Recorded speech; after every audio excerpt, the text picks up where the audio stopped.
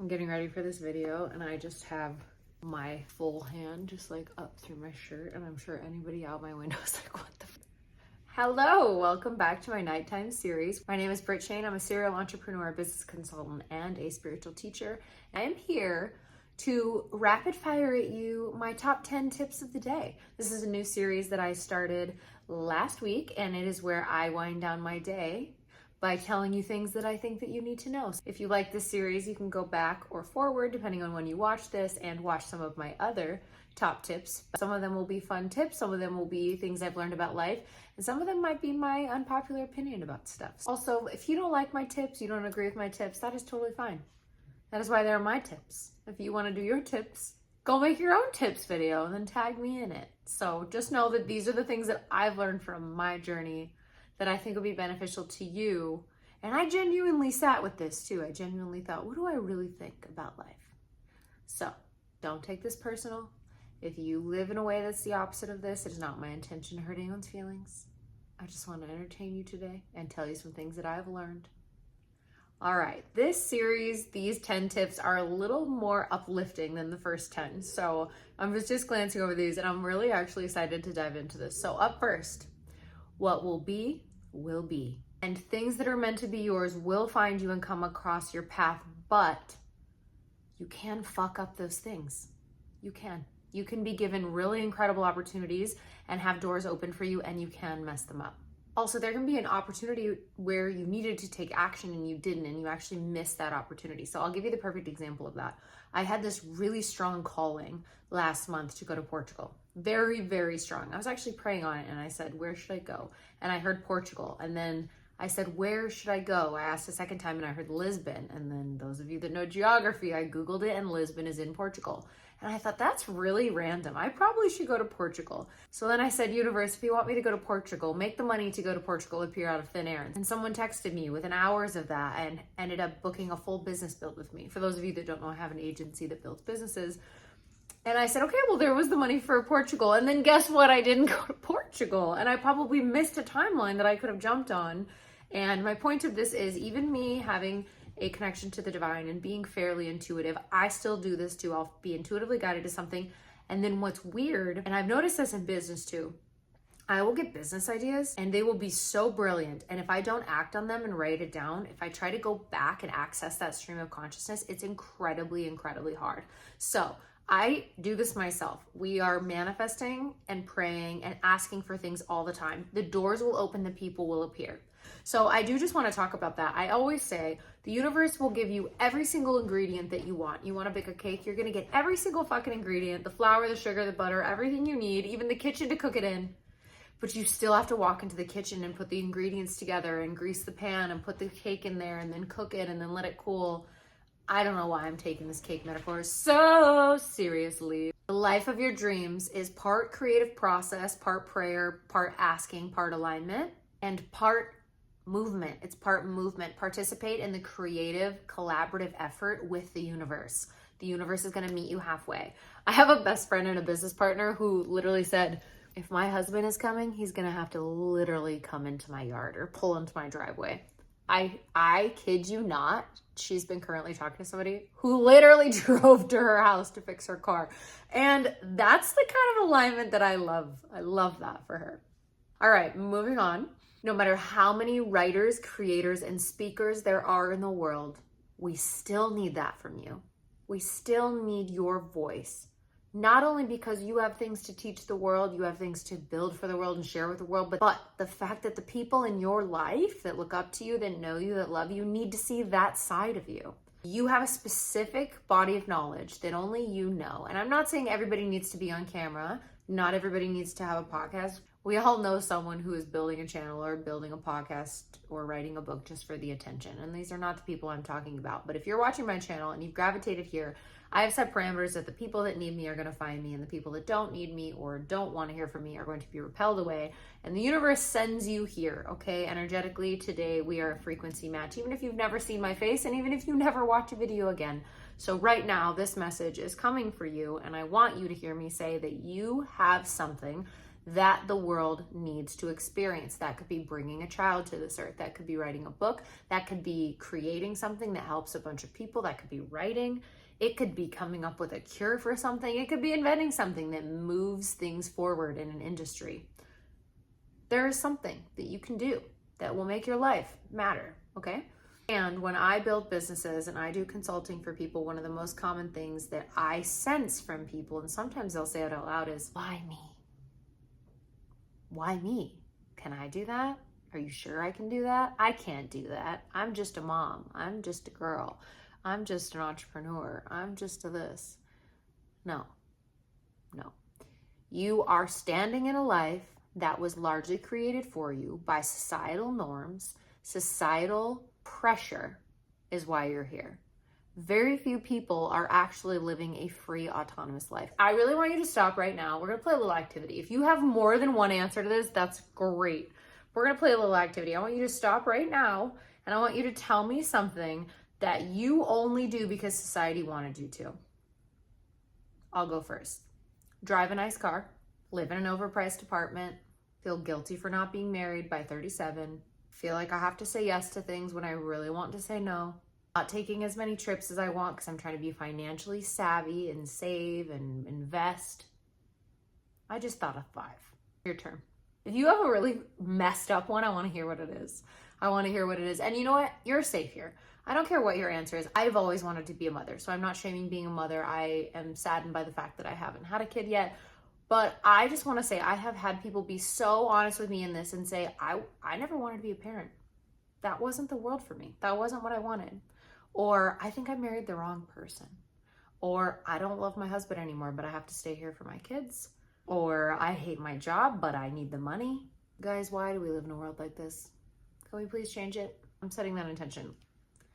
This will be the first channel you come to that I'm going to tell you to do whatever you want. Barring that it helps the earth and you're not harming anyone in the process, we are going to harm as few people with our decisions as humanly possible. But man, we all have to get out of this rat race and out of this matrix. All right, well, now I have just gone on a super long rant about that, so let's move on. Number 3 is actually a really powerful tip, especially for my women out there, but honestly for everyone, men included. Wear clothes that actually fit you, and also, wear whatever you want. Trends are only followed by people that lack originality. I really, really believe this. I don't think there's a single video that I have straight hair on. Starting about last week, all of a sudden, for those of you who are here, straight hair is not really a trend right now. I started feeling like I'm gonna start wearing my hair straight. And as I did it, I thought, straight hair is not in style right now. Like, no one is doing straight hair anymore. But I did. And I've always kind of done that. When press-on nails started becoming a thing, I was one of the first people like, this is gonna hit. And I was like, press-on nails are stupid. And I was like, well, okay. But all of these things that I'm always naturally drawn towards, I'm usually on the front end of it just because of being in the beauty industry and recognizing trends. And so another one was, I love chokers. I was wearing chokers. And I remember my boyfriend being like, chokers went out in 8th grade. Why are you wearing a choker? And I said, listen, we'll call him Joe. Listen, Joe, square, colored hair. I love colored hair. I did that for a while. All of these little things that I've loved, I just I don't care. I don't care what you think. I don't care if you think that I look like I came off of a pilgrimage. I don't care. If I like it, I'm gonna wear it. So circling back, some of the ugliest and fattest and disgusting I ever felt, and I don't mean to talk about myself that way because I was never disgusting, but you guys know what I mean. When you put on a pair of clothes or a pair of pants that you just keep for whatever reason because they were expensive or they looked good 5 years ago, donate them. Get them out of your house. Give them to someone. I know you can think of a pair of pants right now that needs to go from your closet, and probably a pair of shoes that you know damn well you're never gonna wear because they are not comfortable, or they match nothing, or they're covered in a fabric that literally can't touch water or the snow, and you know that every time you go to grab them, you're like, oh, I can't wear those today, they're gonna get ruined. Get them out of your closet. Get it out. But that being said, one of the reasons why this has become something that's super important for me is because I don't dress for like my weight that I want to be. I dress for the weight that I am.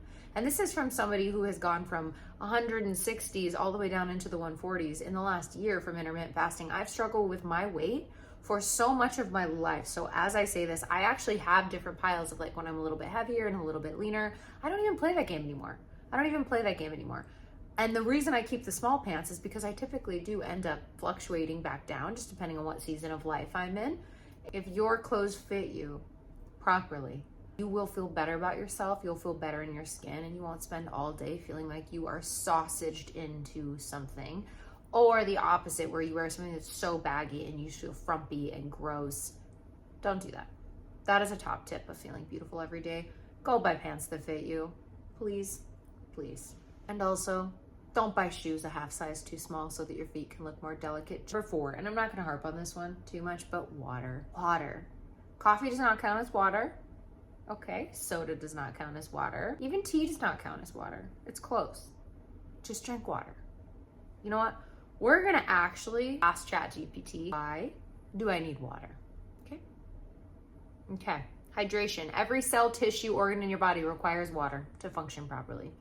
2, regulation of body temperature. It helps regulate your body temperature through sweating and respiration. Nutrient transport. Water aids the transport of nutrients and oxygen to cells, and it helps remove the waste products. Digestion. Water is essential for digestion. It helps dissolve nutrients and supports digestion and bowel movements. Honestly, have you ever not drinking water and had an issue about that? Yes, you have. Joint lubrication. Does your body hurt? Drink water. Cognitive function. Staying hydrated is important for maintaining concentration, energy, and like your literal brain functions on water. Skin health. You'll be prettier. All love that. Detoxification. Water helps flush toxins out of your body, particularly through the kidneys, which need hydration to function. Okay, so water is the foundation. I am freaking thirsty now too. Why does that happen? Okay, so water actually made it to number 4 because at the beginning of this year I did 75 hard. And you know what? I promise you that the biggest thing that happened for me was that increase to a gallon. And I know there's mixed thoughts about drinking a gallon. Honestly, drinking a gallon was insane. I want to say like around 2 liters. Why can't I remember how many ounces are in a liter? How many ounces are in a liter?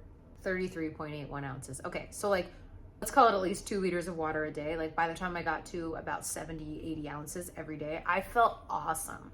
And when I got off of 75 hard and pulled back the exercising, I honestly noticed a difference. I started bloating again. I started having more inflammation and joint pain. And that was when I really realized like, Britt, you are not drinking enough water. And not to harp on you about water, because I realize that's not like what anybody wants to talk about today. But if you're not drinking enough water, come on. Okay, number 5 is probably gonna make a lot of people mad, maybe even some people that follow me, that know me. But we're just gonna forge ahead with it. And I am saying this as somebody who used to smoke marijuana every single day. Smoking marijuana, it is habitual. It is a mask for something else. It is either an escapist behavior or it is an activity that's trying to suppress the way that you feel in that moment, whether that's anxiety, depression, apathy, anger, boredom, whatever.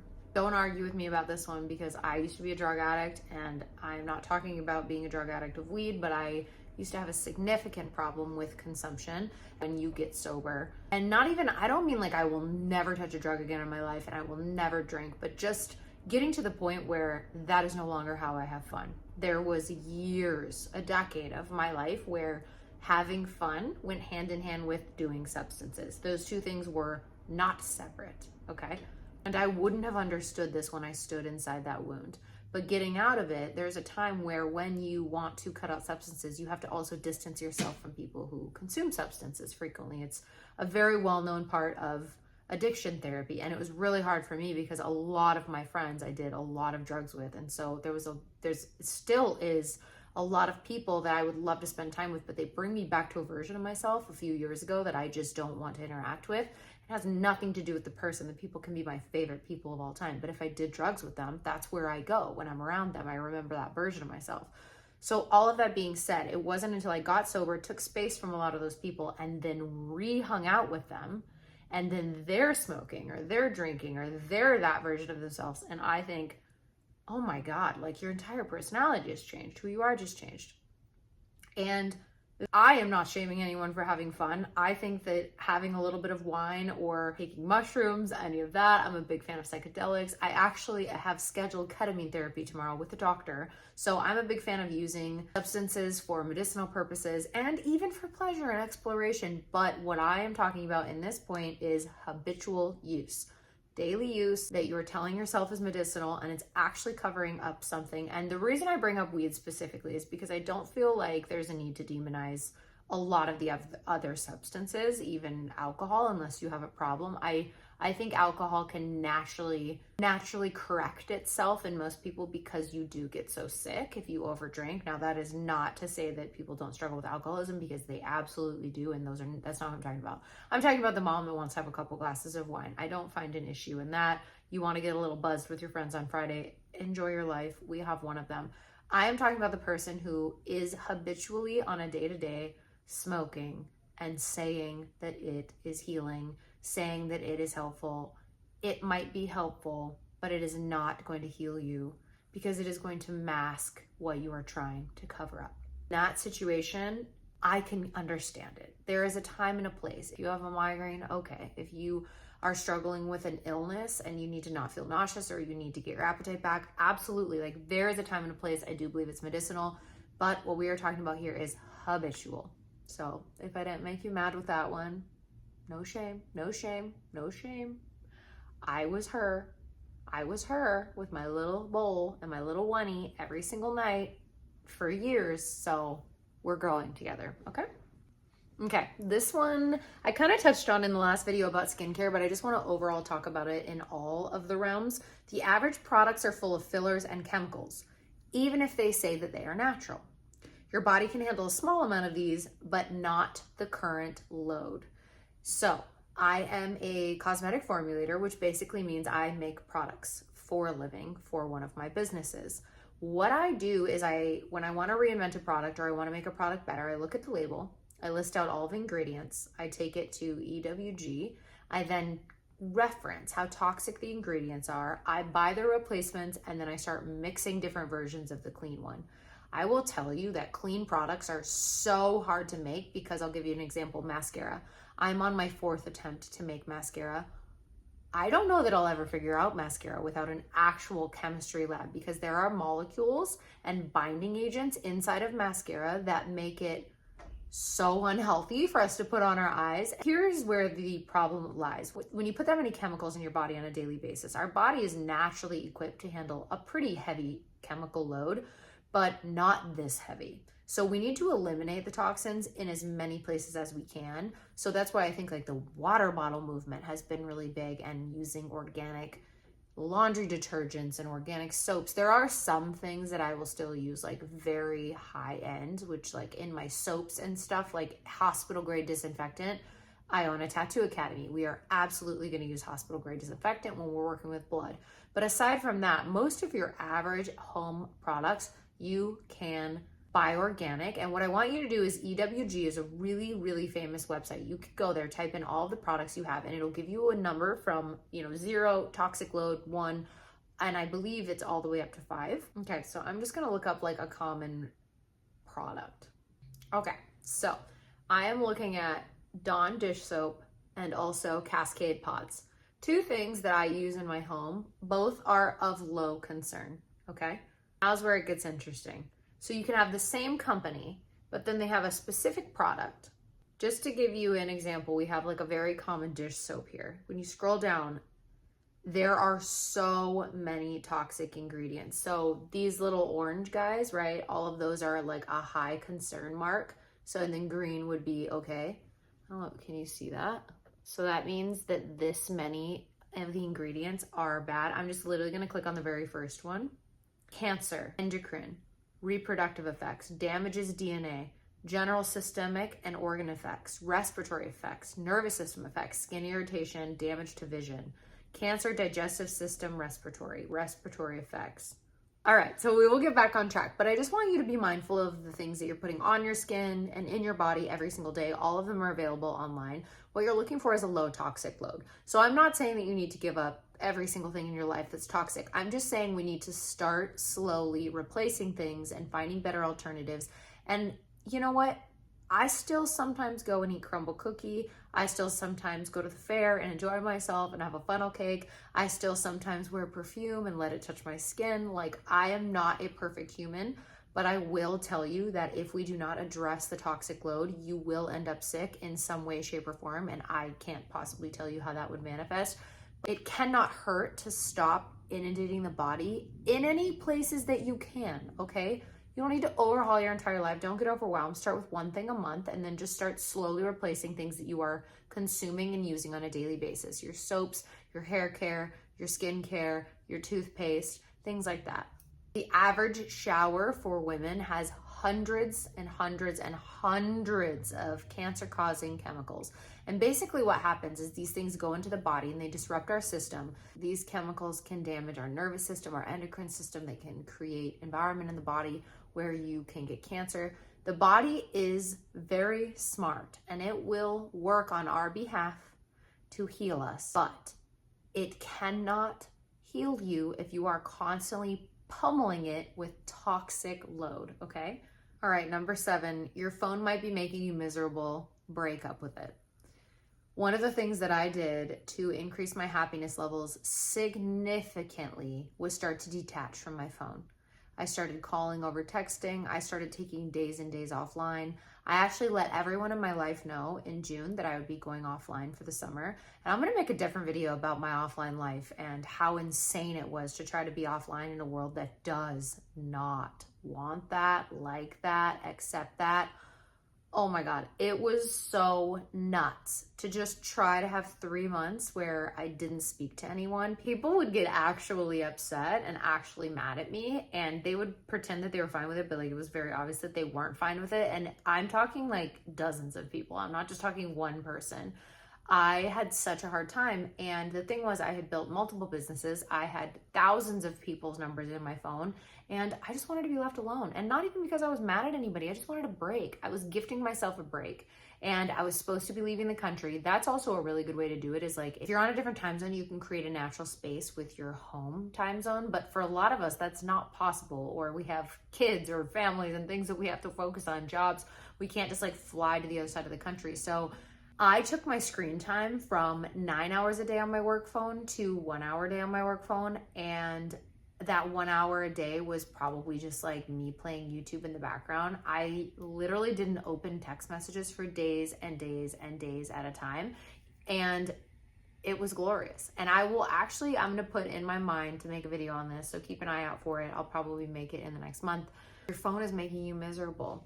This phone is a digital leash to you at every point of the day. If you are a creative like me, an inventor like me, and a writer like me, you cannot have one of these with sound on it, with notifications that pop up. I could never be effective if I let this run my life. And it got to the point where it was running my life, and I kept thinking like, oh, if I miss that message, no one's gonna come to me. Oh, if I don't respond back to them, they're gonna be mad at me. Okay, that's unhealthy. If you have people in your life that if you do not respond, and they know you're busy, okay? I'm not just talking about somebody who they're just sitting in their house and they have nothing going on. I run 4 businesses. I have so much going on, and not even so much going on. A lot of times, like, I'll have entire days that are wide open on free flow, but it's called cognitive load. And the cognitive load of being a serial entrepreneur, I don't have it in me some days. I don't have the sparkle in me some days. I don't even have the energy to say, hey, Britt, how are you? And be like, hi, I'm good. How are you? Just that some days is way more than I have to give. And then other days I could film a YouTube that helps a bunch of people, or go do an energy healing session on someone, or do an hour coaching and feel fired up. But on the days I don't have it, I honor that I don't have it. And here is the trick. And here is how you don't mess up your life by detaching from your phone. 1, you still need a way for people to reach you. So if you want to be responsible for contacting people through email once a day, create that funnel for yourself. If you want to turn on an auto response on either your phone or your DM so that people at least have someone respond to them, go ahead and do that. If you want to let everyone who you love know in your life, hey, from now on, Monday through Friday, I'm going to dial in. I'm not going to be answering my personal phone until Saturdays, just so I can focus. Don't take it personally. I just want to let you know because I care about you. I did that, and the people that respected that and totally understood are people that I now feel safe to move even deeper into my life because they let me go offline for 3 months. Thank you. Thank you for letting me breathe and for honoring what I asked you for. It was so nice to recognize that I did have so many people in my life that actually knew what I was going through. And a lot of the people that were getting mad, they didn't actually know what I was processing.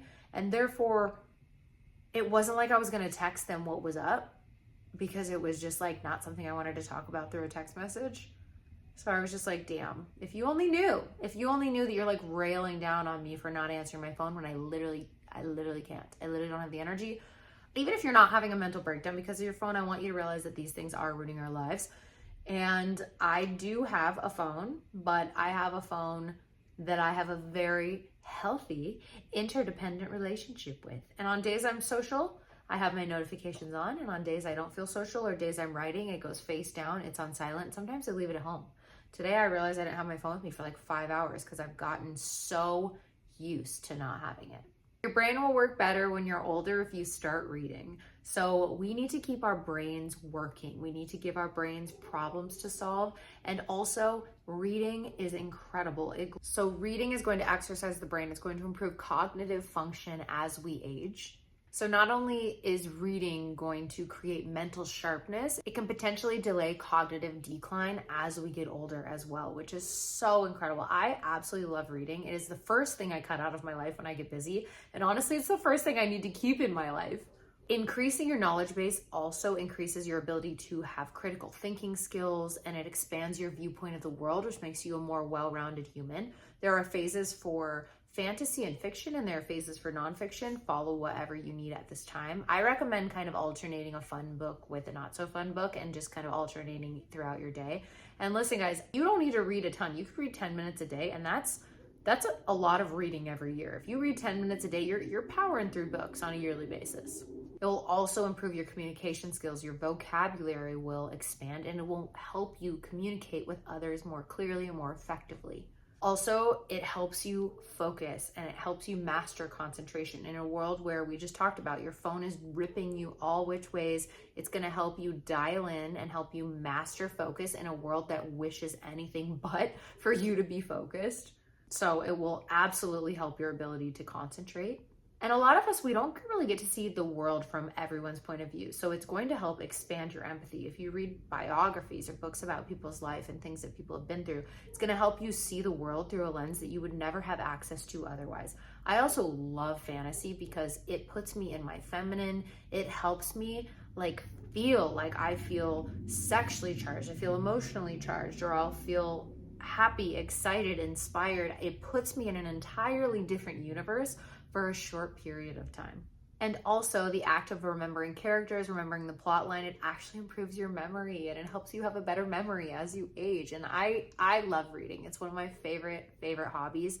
And I spent the last few years not reading fiction anymore. And I started at the beginning of the year, and I felt like a piece of my soul came back. So if you're not a reader, find what you like to read and keep trying until you find it. Because once you find your genre, you're going to be hooked. Okay, number 9. The thoughts you think reprogram your neurological state. Be mindful of what you're saying about yourself, because not only is it changing your view of yourself, it changes the way the world responds to you as well. This is super important because as you go through your day and you think thoughts, you are emanating a frequency from your body out into the world. If I feel bad about myself or shy or not good enough, my body language, 90% of our communication roughly is that nonverbal communication. My body language is going to tell everyone in the world that I don't feel safe. Don't talk to me, don't approach me, I am weak, I do not want to be bothered. And people are usually going to respect that and or keep boundaries from someone who seems unavailable, seems closed down, seems shy, seems quiet. You have to self-promote and self-advocate sometimes in business. There are environments in which you will be in a group of people. Someone will say something and you'll think, I could help them. I could actually help them. I'm not even saying I could help them and make money, but I'm the best person for that. And you say nothing. You say nothing. And this is where I need you to have confidence in yourself. I need you to find a few things that you really like about yourself, that you really appreciate about yourself, and I need you to get comfortable with people seeing those in you. I'm gonna give you a really graphic example. I got into a really bad boating accident about 10 years ago, and I almost lost my arm and my leg. I was run over by a boat and the propeller chopped me up. I went into the hospital to have emergency surgery, obviously went into operation.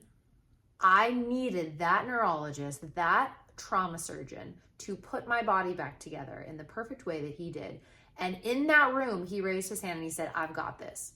I mean, this man literally took what should have been the most disfiguring accident of my life and sewed my body back together in the most perfect, beautiful little scars. It's insane. And that is the perfect example of someone whose gift was broadcast on a wide stage and actually changed my life, because had I not had him show up that day and him be the one in that operating room and I had gotten a different surgeon or a different person, I don't know what would have happened. Maybe I wouldn't have survived the surgery. I was very, very, very injured and my femoral artery was almost severed, and these people completely sewed me back together.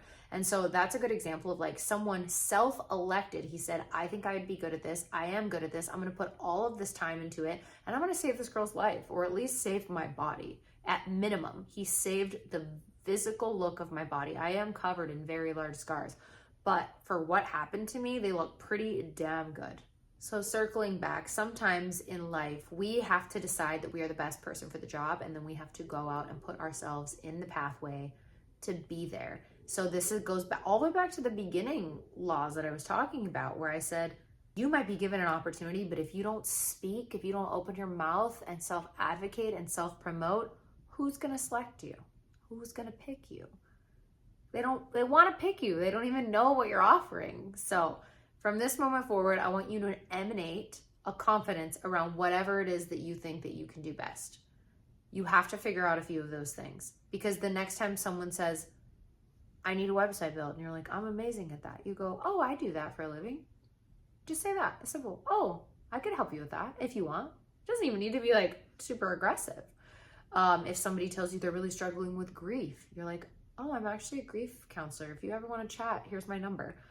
Self-promoting is a big link of making money, but it's also a big link of helping the world. How on earth are people going to know that they need you if you don't tell them that they might need you? All right. And lastly, before we go to bed, this ended up way longer than I thought it was going to, but if you're still here, thanks for rocking with me. If you keep dating emotionally unavailable people, on some level, you yourself are also, say it with me, emotionally unavailable. This one was a very, very hard fought, hard learned lesson for me. Every time I would date somebody who was super, super into me, it would overwhelm my system. I would become avoidant, they would become anxious, and this dance would start. I spent a lot of my life, though, in the anxious, preoccupied, and codependent state, where I would be like literally, you're mine. No, just kidding.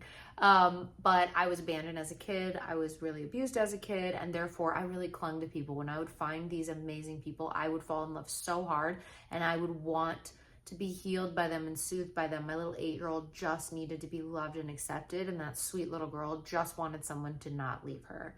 And so what would end up happening is I would date these people that at the beginning were like very enamored with me, and then as my little 8-year-old needed more and more love, like that endless pit of emptiness that I was trying to fill by the virtue of like not being loved enough by my parents, or loved in the way that I needed by my parents, or not being treated properly, they would end up leaving.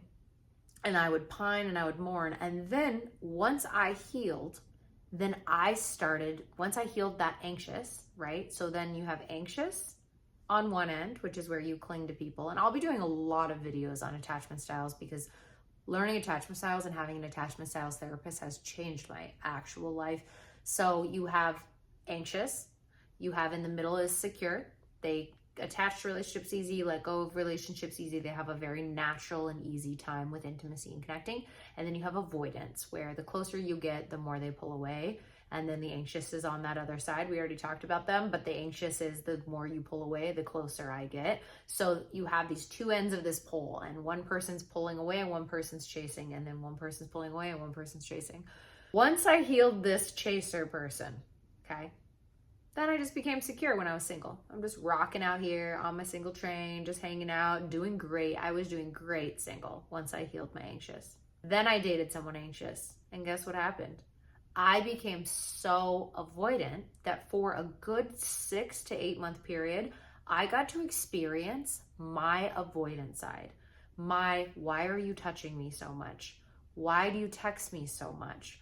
Why do I always feel like you need something from me? You guys, I have never been her in my entire life. I wanted to be married at 13. I was like, I am ready to be pregnant. The moment I was 20, I was like, let me get married. I want to have a baby. My first boyfriend, God love him if he ever sees this. Hi, Dan, how are you? My very first boyfriend, I was with him from 15 to 20. I still can hand to God tell you I would have stayed with that man for my entire life. He was my sun, my moon, and my stars, my high school sweetheart. I just wanted to have his babies and be in love forever. And I left that relationship and I did it again. I went and found another boyfriend for a few years. And then I left that and I got single and then I went and found another boyfriend. And these relationships, my 3 main relationships, the deepest loves of my life, okay? Like I was such a romance person. I loved it so hard. I never was avoidant until I healed the anxious. And then I became so avoidant and I felt it. I felt that part of me that was like, oh my God, I actually am emotionally unavailable. I'm terrified of being hurt. I was so hurt as a kid and I was so mistreated that I don't ever want to let anybody get close enough to be able to do that to me again. And that took me so many years to realize, guys. And then when I realized it, then I recognized that every single partner I chose because they could just love me just enough to be my companion, just enough to give me a project, just enough for me to be codependent. My first boyfriend was finding himself. My second boyfriend was amazing when we met, trying to become a musician and then became a massive addict. My last boyfriend was in a dying business for years and years, and there was always, honestly, a lot of issues that he had to deal with on a daily, if not hourly basis. And I recognized, oh my God, my entire life, every person I've ever loved was a project. I could never just have a happy relationship. None of those relationships were as peaceful and calm and loving and giving. They were all challenging on some level. Even if the love between me and that person was great, the problems that that person was facing were pretty traumatic and pretty unhealthy. And where was the love? I wasn't actually getting the love that I deserved because all we're doing is fighting off the aftermath of the decisions that you've made in your life. You just want to go back and hug the version of yourself that had no idea. And so moving on from this, how do we fix this? We start by recognizing it. I still get overwhelmed when someone comes on too strong, but I'm also able in that moment to be like, at least they really like me. At least they're really trying. Do they have good character? Do they have good morals? Do I like them back?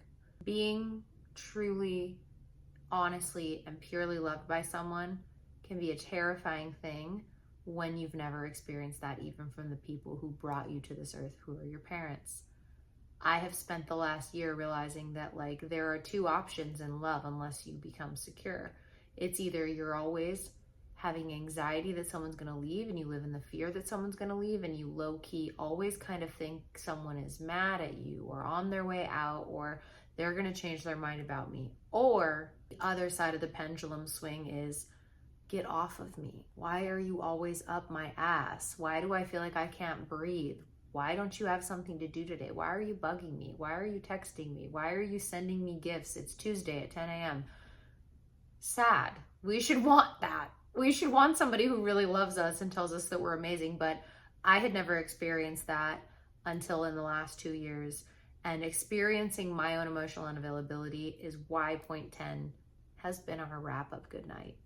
And I hope that these tips were helpful for you. I'm going to continue the series. The last one was like 8 minutes. This video is very long. I don't even know how long it's going to end up being, but I feel like it was some juicy nugs, some juicy chicken nugs for your good night. And I'm going to drink some water as I say goodnight to you. Stay hydrated. The only neutral point on this list was drink water. The rest were like, listen to me. I'm so grateful for you guys. This will be a little bit more of my fun content, but I do hope to get some more business content out soon, some spiritual stuff. I have some meditations coming, some manifestations, and let's just do life together. Tell me what the hell to post too, because I am currently finding my voice and my followers. If you have something specific that you actually really want to see someone create, let me know and I'll see if I can make it happen. Goodbye. Good night.